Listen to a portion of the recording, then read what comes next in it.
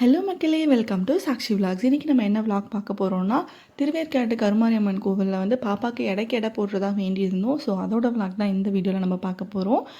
First என்னோடய family எல்லாத்தையுமே கேபில் ஏற்றி அமைச்சிட்டு நானும் ஹஸ்பண்டை மட்டும் பைக்கில் போனோம்.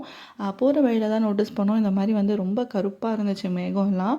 அதுக்கப்புறம் தான் எங்களுக்கு வீட்டுக்கு வந்ததுக்கப்புறம் தான் தெரிஞ்சிச்சு, அங்கே பக்கத்தில் ட்ரெயினில் ஏதோ ஃபயர் ஆக்சிடென்ட். ஸோ அதோட புகை தான் வந்து இந்த ஒரு இடம் மட்டும் இப்படி இருந்துச்சு அப்படின்ட்டு எங்களுக்கு அதுக்கப்புறம் தான் தெரிஞ்சிச்சு. இது வந்து பாப்பாவுக்கு மொட்டை அடிக்கிறதுக்கெலாம் முன்னாடி 2 வயசு கம்ப்ளீட் பண்ணதுக்கப்புறமா எடுத்த வீடியோ. இதுக்கப்புறம் பாப்பாவுக்கு மொட்டை அடிக்கிற வீடியோ, காது குத்தின வீடியோ எல்லாமே ஒரு விலாகாக வரும். ஸோ மறக்காமல் அதுக்கு நம்ம சேனலை சப்ஸ்கிரைப் பண்ணி வச்சுக்கோங்க.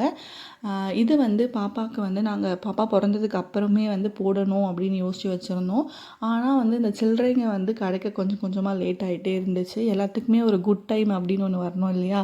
ஸோ அந்த டைம் அவங்களுக்கு அப்போ தான் வந்துச்சோ என்னமோ, அது வரைக்குமே எங்களுக்கு சில்லறைங்க அவ்வளோவா பெருசாக வந்து கிடைக்கல. கொஞ்சம் கொஞ்சமாக சேர்த்து வச்சு தான் பாப்பாவோட வெயிட்டுக்கு அந்த சில்லறை எல்லாத்தையுமே வந்து நாங்கள் ரெடி பண்ணோம்.